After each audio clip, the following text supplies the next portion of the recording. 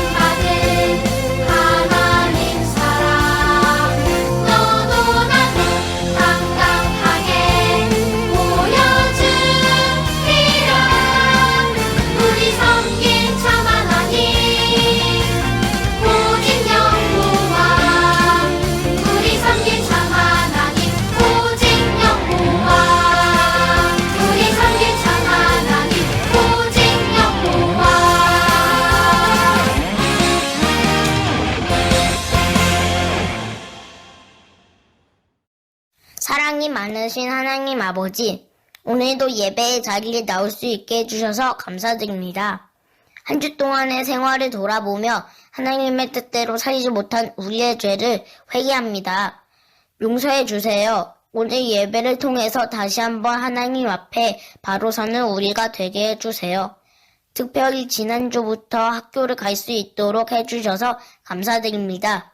교회에서도 빨리 함께 모여 예배드릴 수 있도록 도와주세요. 말씀 전하시는 강도사님께도 함께 해주시고 듣는 우리도 말씀대로 살 수 있도록 힘을 주세요.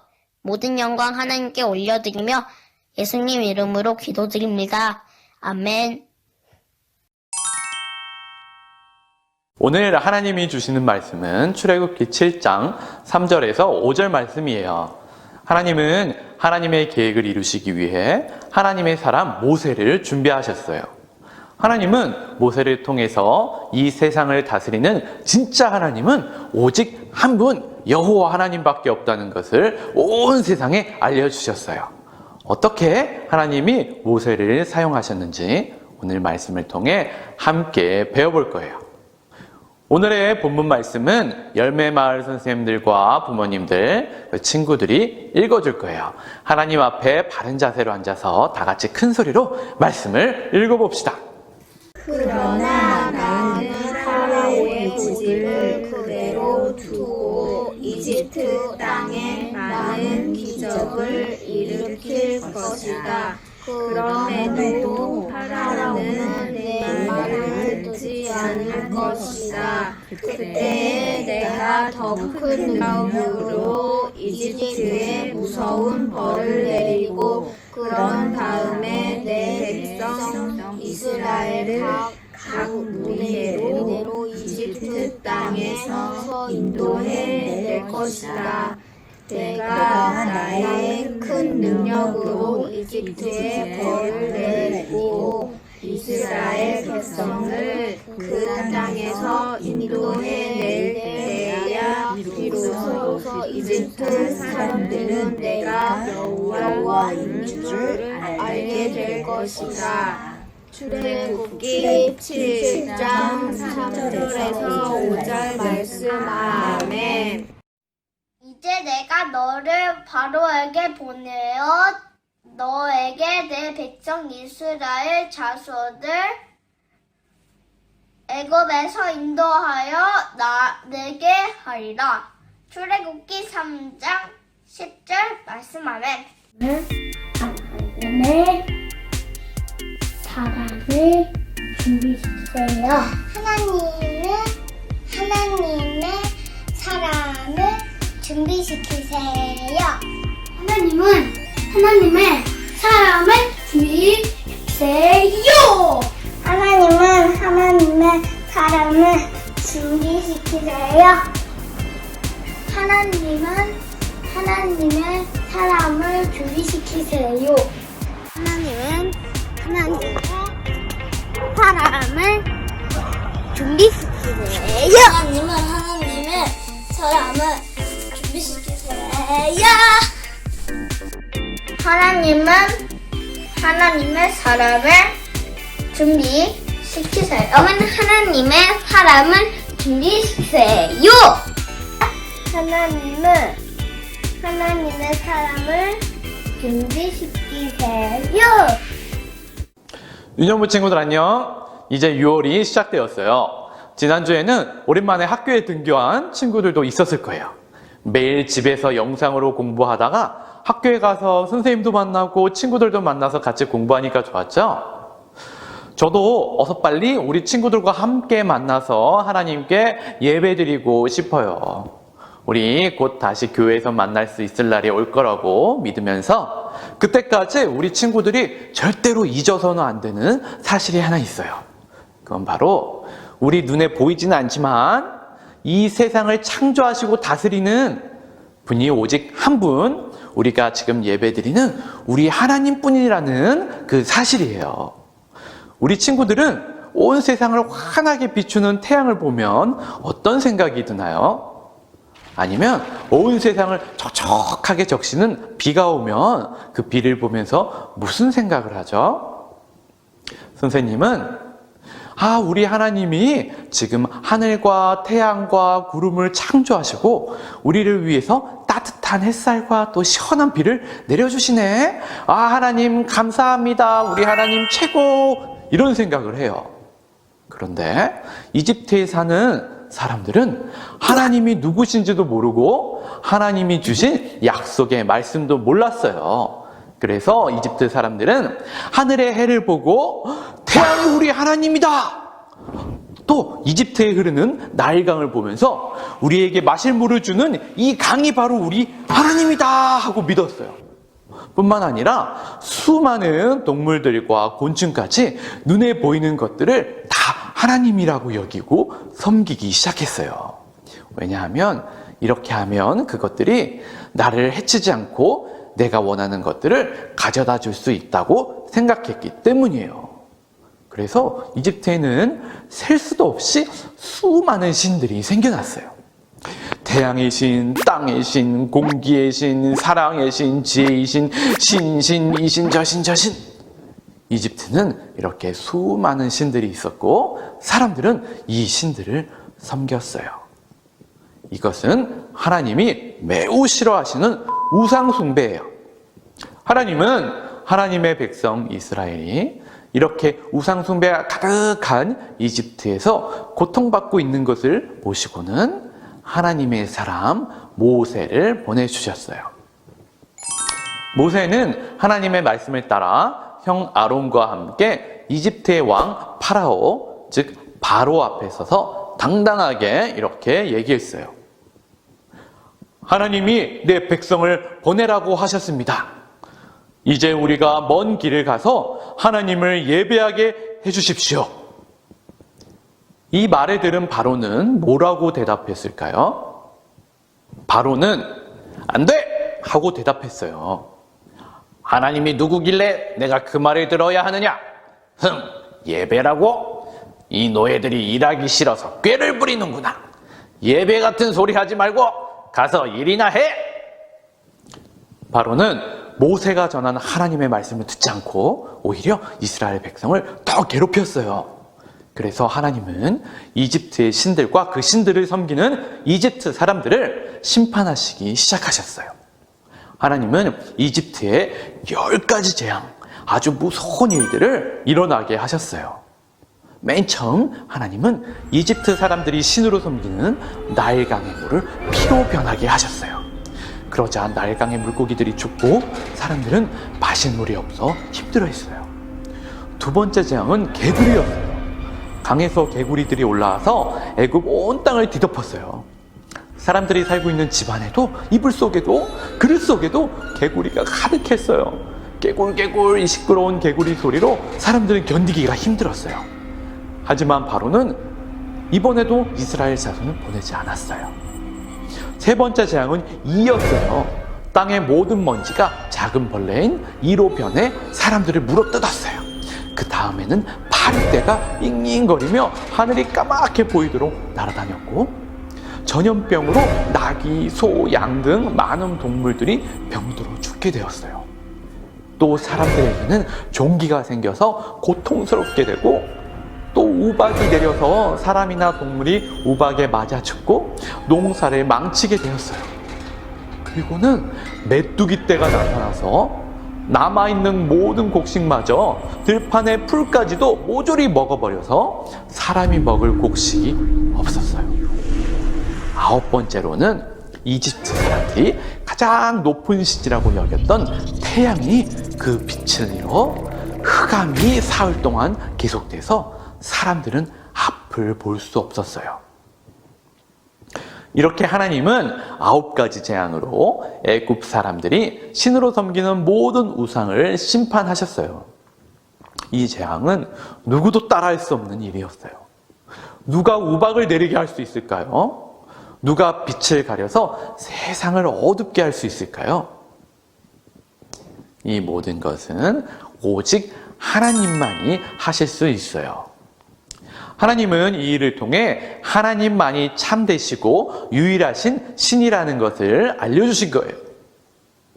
하지만 이 모든 재앙을 겪고서도 바로는 여전히 이스라엘 자손을 보내지 않았어요.